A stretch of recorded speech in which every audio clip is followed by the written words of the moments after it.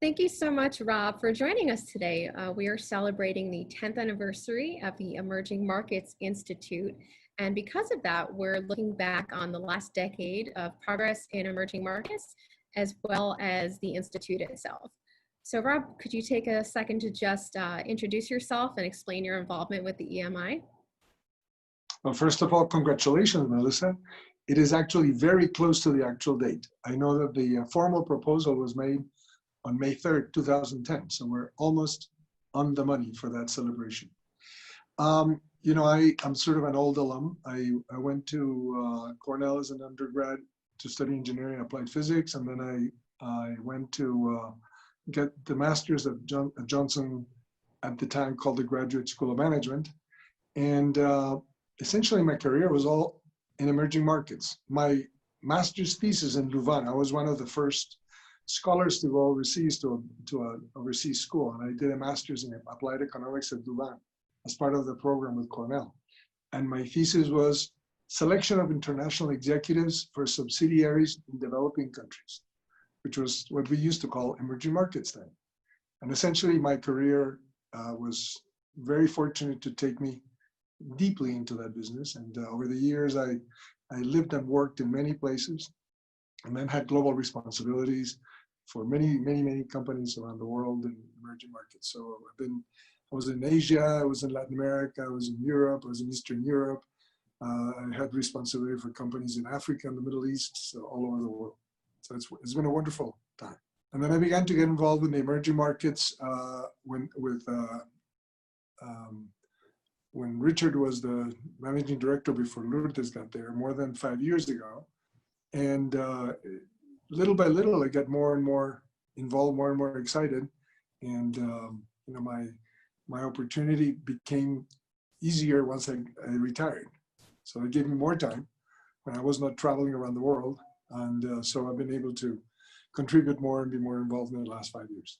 And we've definitely been enriched by your involvement in the last couple of years. Thanks so much for being here for us.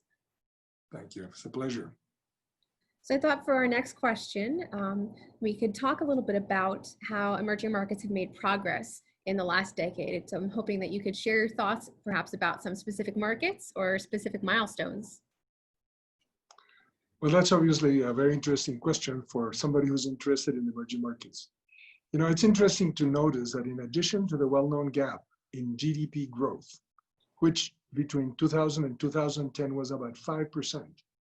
In other words, emerging market economies grew annually 5% faster than developed economies and became 3% from 2010 to now. Emerging markets have become more than 50% of the purchase parity price GDP adjusted of the world, driving consumption higher by almost 10 percentage points, which is important because obviously that's where companies measure their opportunity. But I think there's a new factor that I sort of explored and I found interesting, and is that in addition to just becoming important to companies, the wealth created in emerging markets has grown a lot faster than the wealth in developed markets. And the wealth creation as a measure of influence is the ability to contribute to international institutions, to banks, and to essentially become less dependent on financing and sources of power in the developed countries. So those are actually interesting factors. Definitely, thank you. To illustrate that, the World Wealth Report, which is compiled annually by Credit Suisse Research Institute, shows that emerging markets have accounted for 2/3 of the real wealth creation in the last 10 years, from 2008 to 2018, which is the last report available is 2019. So it looked at 10 years before. And that's double the rate of creation of wealth that took place in North America. Interestingly enough, people think that this is related to a measure of inequality, but 78% of the total increase is really due to just faster growth and a higher savings rate. So looking forward, I wanted to ask you, what role do you think that emerging markets will be playing over the next decade? That is the question. If I knew, I would probably be a lot richer. But you know, the reality is that we're going through a transformational moment that everybody is talking about, and many, many factors are going to accumulate over the next 12 to 24 months that will condition which path the world and the emerging markets specifically take.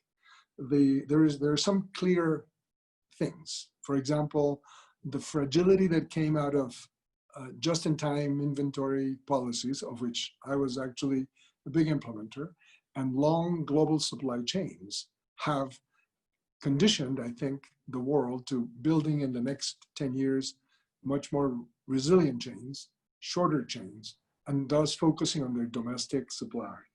That'll affect global trade, and it'll affect emerging markets as sources of components and products. But the other big factor that I think is really hard to measure at this point is how indebted different countries and different markets end up at the end of this crisis. The amount of money required to restore the economy to normal growth, whatever the new normal is going to be enormous, and is going to condition both the ability and the resources that are available for growth. What is clear is that the majority of the world is going to continue to live in emerging markets, and even in the worst circumstances, growth will be faster in emerging markets than in domestic markets. So I think that long term, the resurgence of emerging markets will continue, but we're going to go through a period of a few years of great turmoil. Thank you for taking a stab at a prediction for us.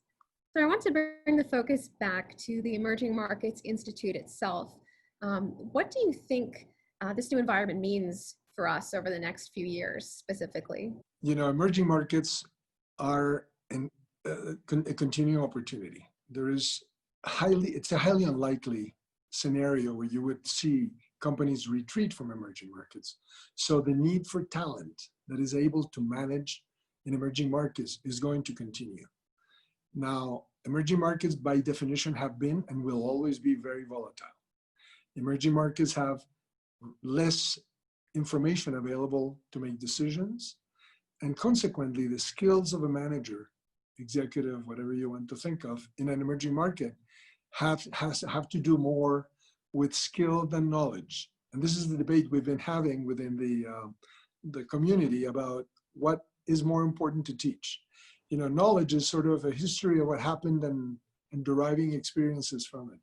Skill is the ability to watch, observe, discern, and make choices in a proper way. I think that the resilience and the flexibility that emerging markets have always needed are going to become even more important. So the people who go to run businesses in emerging markets, to make decisions in emerging markets, will require a business education that is more important in skill than just pure knowledge. And I think the focus of the EMI would do well in pivoting in that direction. Thank you. I think that's a very important point. Okay. For my next question, I wanted to ask you how you think the Emerging Markets Institute can contribute to the growth of emerging markets as we enter this new phase. Well, as I mentioned, I think emerging markets have achieved what they have achieved because a great part of humanity, nearly 6 billion people, live in emerging markets. And the mission, of course, of a business is not just to create wealth for the shareholders, but we actually contribute enormously to the development in the actual markets we serve. So I think that side of the Emerging Markets Institute preparation for the MBAs continues to be tremendously valid. You know, the 17 goals that the United Nations established as measures of development for 2030 are right ahead of us. And the first one is defeating poverty. The second one is reducing hunger. The third one is good health and well-being, clean water, etc. And those needs continue. As a matter of fact, if anything, with the difficulties and the financial challenges that are coming up, I would say that companies will become an even more important part of achieving those goals.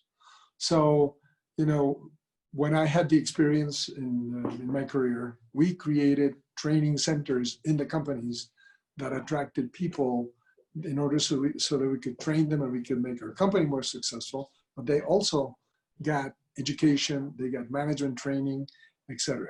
Seeing a young fellow come in from school as an engineer and 8 or 10 years later be the director of the factory, it's a major achievement. You feel wonderful about it, but it's also a major contribution to the local economy. So I think the preparation of our EMI fellows to become leaders, not only of the companies and making them successful, but to become leaders in the development effort of those emerging markets, it's an important contribution to the world. Thank you. So you touched on wealth as a measure of influence. Can you speak a little bit more about that? What did you mean?